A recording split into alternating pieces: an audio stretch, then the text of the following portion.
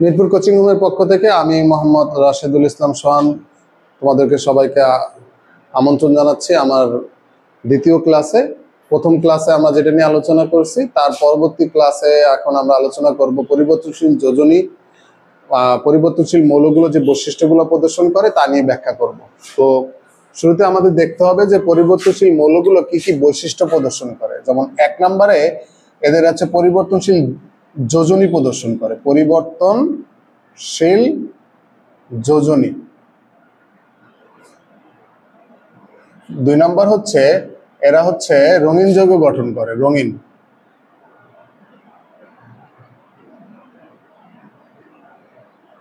গঠন করে।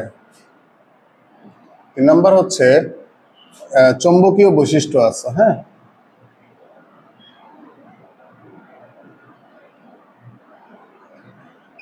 চৌম্বকীয় বৈশিষ্ট্য প্রদর্শন করে।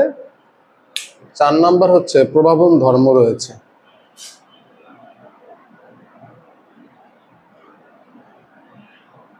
ধর্ম রয়েছে।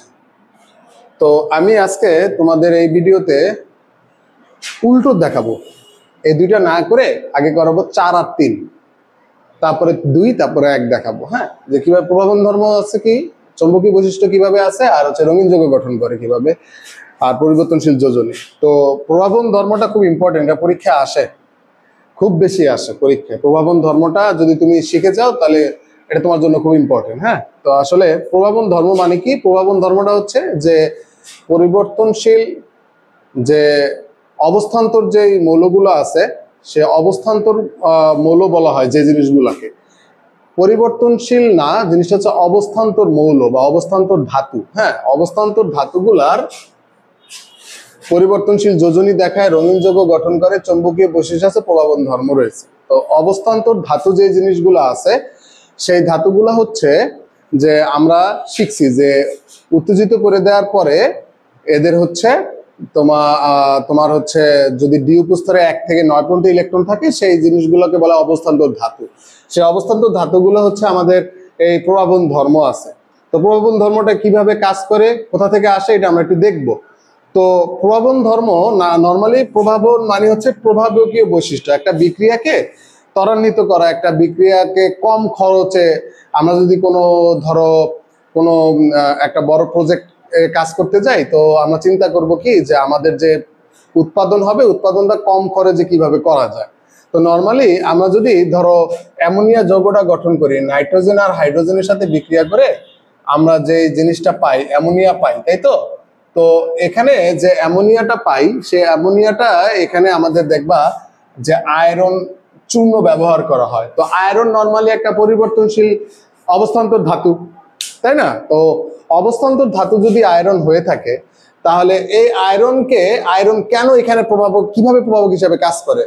তো নর্মালি নাইট্রোজেন আর হাইড্রোজেন বিক্রিয়া করলে অ্যামোনিয়া পাওয়া যায়। তো এখানে আমরা নর্মালি, তোমরা জানো যে 450 থেকে 550 ডিগ্রি সেলসিয়াস পর্যন্ত টেম্পারেচার লাগে। হ্যাঁ, তো আমরা ব্যবহার করে বিক্রিয়াটা করি যদি আমরা আয়রন ব্যবহার করি। তো এটা কিভাবে করে? তো একটা নাইট্রোজেনের অ্যাকচুয়ালি একটা নাইট্রোজেন অণুর ভিতরে নাইট্রোজেন নাইট্রোজেন ট্রিপল বন্ড থাকে। এই ট্রিপল বন্ডটাকে ভাঙতে 3000 ডিগ্রি সেলসিয়াস লাগে। সো আমরা যদি কোনো একটা প্রজেক্টে 3000 ডিগ্রি সেলসিয়াস বা কোনো একটা ধরো শিল্প কারখানায় 3000 ডিগ্রি সেলসিয়াস যদি ব্যবহার করি, তাহলে ওইখানের মেশিন বা কোনো কিছু কি থাকবে? 3000 ডিগ্রি সেলসিয়াস তো সব পুরো সারখার হয়ে যাবে। তো তার মানে কি নাইট্রোজেন কি বিক্রিয়া করবে না? অবশ্যই করবে। তো কিভাবে করে? এই আয়রনটা অ্যাকচুয়ালি এভাবে কিভাবে এই 3000 ডিগ্রি সেলসিয়াস এই নাইট্রোজেনটাকে ভাঙতে আমার যদি 3000-এর জায়গায় কি করে 450 থেকে আমি 550 ডিগ্রি সেলসিয়াসটা পাওয়া যায়, এটা খুব একটা ইম্পর্টেন্ট ইস্যু। হ্যাঁ, তো আমরা এটা কিভাবে পাই? দেখো, নাইট্রোজেন আর নাইট্রোজেন ট্রিপল বন্ডের ভিতরে আমি যদি আয়রনের কথা বলি, তো আয়রনের ইলেকট্রন বিন্যাসটা যদি দেখো, আয়রনের ইলেকট্রন বিন্যাস যদি করি, তো তোমরা জানো যে আয়রনের ইলেকট্রন বিন্যাস 1s2 2s2 2p6 আর 3s2 3p6 3d তে পরে দিই 4s2 আর হচ্ছে 3d6, তাই তো। তো একে এক্সাইটমেন্ট করে দিলে এস থেকে 2টা ইলেকট্রন চলে যায়। তো ডি উপস্তরে ইলেকট্রন থাকে এরকম, যে তোমার 1 2 3 4 5, 5 ঘরে 6টা ইলেকট্রন, 1 2 3 4 5 এবং 6। তো এরকম থাকে হচ্ছে আয়রন 2+ অবস্থায়। খুব ভালো করে খেয়াল করতে হবে যে এখানে ইস্যুগুলা কি হয়। তো ইস্যুগুলোর ভিতরে একটা জিনিসের নাম তোমার মনে রাখতে হবে, সেটা হচ্ছে অধিশোষণ তত্ত্ব নামে একটা ব্যাপার আছে। তো অধিশোষণ তত্ত্বটা হচ্ছে কি, যে তোমার অবস্থান্তর ধাতু কিভাবে তোমার এই যে তার যে ডিব্লক মৌলগুলোকে কি করে সাজায় এখানে জায়গা করে গ্যাপ করে, তারপরে এখান থেকে যে মুক্তজোড় ইলেকট্রন থাকে বা লোন পেয়ার যে ইলেকট্রন গুলো থাকে, সেই ইলেকট্রন গুলো এইভাবে কিভাবে ব্যবহার করে কিভাবে জিনিসগুলো প্রসেসিং করা হয়, এই জিনিসটাকে বলা হয় অধিশোষণ তত্ত্ব। আমি একটু ক্লিয়ার করে দেই। ধরো এখন এই আয়রন 2+ এটাকে যদি আমি সন্নিবেশ করি অর্থাৎ সাজাই, তাহলে এই 6টা ইলেকট্রন অ্যাকচুয়ালি 3টা ঘরে চলে আসবে। তো 3টা ঘরে চলে আসলে 6টা ইলেকট্রন এইভাবে থাকে, আর এই দুইটা জায়গা কিন্তু ফাঁকা থাকে। তো এখন এই দুইটা ফাঁকা জায়গাটাকে দেখো তুমি, নাইট্রোজেনের যে এরকম ট্রিপল বন্ড দেখো, এইখানে কিন্তু ওর এক জোড়া করে এক একটা নাইট্রোজেনে কিন্তু লোন পেয়ার থাকে, হ্যাঁ, মানে মুক্তজোড় ইলেকট্রন থাকে। সো এই মুক্ত যখন এই নাইট্রোজেনের সাথে আয়রনের সংস্পর্শে আসবে, তখন এই যে যে তুমি যে দুইটা ফাঁকা জায়গা দেখতেছো, এই ফাঁকা দুইটা জায়গাতে এই নাইট্রোজেনের যে লোন পেয়ার ইলেকট্রনগুলো আছে এইখানে সে দিয়ে দিবে, জায়গা দখল করে নিবে। তো যখন জায়গা দখল করে নিবে তখন এই জিনিসটা কিন্তু আংশিক পজিটিভ চার্জ হয়ে যাবে, তাই না বলো? আংশিক পজিটিভ চার্জ হয়ে গেলে নাইট্রোজেনের যে ট্রিপল বন্ড আছে, ওই যে জায়গাটা এখান থেকে ইলেকট্রন তো হারায় ফেলছে, তাই না? তো হারায় ফেললে এখান থেকে ইলেকট্রন যে তাকে সাপোর্ট করবে। তো যখনই এখান থেকে ইলেকট্রন সাপোর্ট করবে, তখন এখানে যে ট্রিপল বন্ডটা আছে এই বন্ডটা একটু দুর্বল হয়ে যায়। আর এই দুর্বল যে জিনিসটা হয়ে যায়, তখনই হাইড্রোজেন কি করে, যে এই যে তুমি হাইড্রোজেন দেখতেছো না, এই হাইড্রোজেন এর সাথে এসে তখন সহজেই বিক্রিয়া করে ফেলতে পারে, এবং তখন এই 450 থেকে এই 550 ডিগ্রি সেলসিয়াসে এই বিক্রিয়াটা তোমার কার্যকর হয়। তো এটা কিন্তু খুব ইম্পর্টেন্ট একটা ইস্যু, যে কিভাবে অবস্থান্তর ধাতুগুলা আমার প্রভাবন ধর্ম রয়েছে, তা এই বৈশিষ্ট্য, এই যে উদাহরণটা দিলাম, এইভাবেই কিন্তু বাকি জিনিসগুলো কাজ করে। তো এইটা গেল আমার হচ্ছে তোমার প্রভাবন ধর্ম যে আছে অবস্থান্তর ধাতুগুলার, তার বৈশিষ্ট্য। এবং এটা কি, এটা আশা করি খুব ক্লিয়ার যে তোমরা এটা বুঝবা। হ্যাঁ, এরপরে আসো আমরা যদি দেখি, এরপরেরটা হচ্ছে চৌম্বকীয় বৈশিষ্ট্য।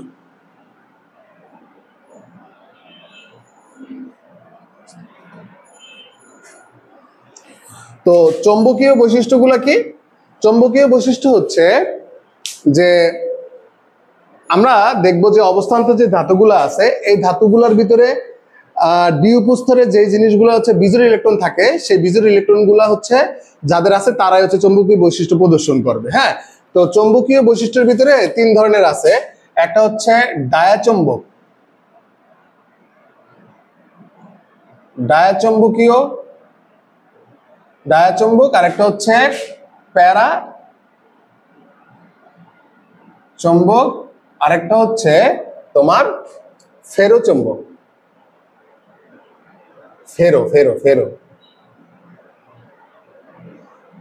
ফেরো চম্বক।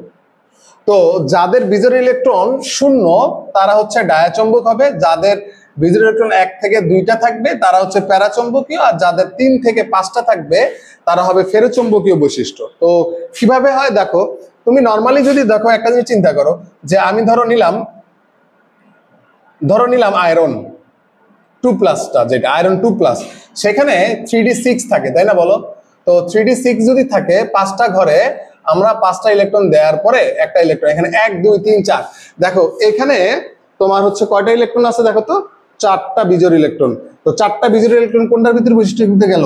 ফেরোচম্বক। তাহলে পরীক্ষা যদি আসে আয়রন কোন ধরনের চৌম্বকীয় বৈশিষ্ট্য প্রদর্শন করে, সেটা হচ্ছে আমার ফেরোচম্বকীয় হবে। হ্যাঁ, এবার আসো আমি যদি ধরো কপার হিসাব করি, কপার হচ্ছে 29, কপার 2+ যদি করি, তাহলে কপার 2+ হয় কি, কপার 2+ হয় তোমার কপারে তো নরমালি থাকে হচ্ছে 4s1 3d 29, তো 4s2 4s1 3d 4s1 18 20 29 এরকম থাকে।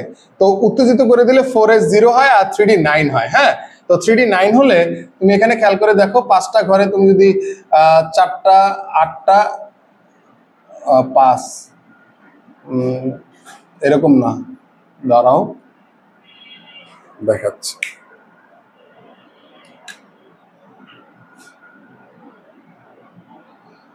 1 2 3 4 5 একটা দুইটা তিনটা চারটা পাঁচটা ছয়টা সাতটা আটটা নয়টা।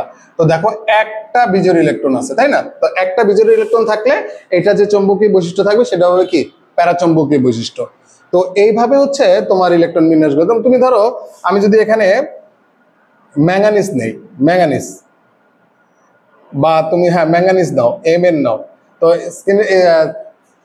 স্ক্যান্ডিনিয়াম টাইটেনিয়াম স্কিনে তিব্বত ভ্যানিশিং ক্রিম মেখে, তো ফের কবে, তাহলে এটা হচ্ছে আয়রনের আগে, আয়রনের যদি 26 হয় তাহলে ম্যাঙ্গানিজের হচ্ছে 25।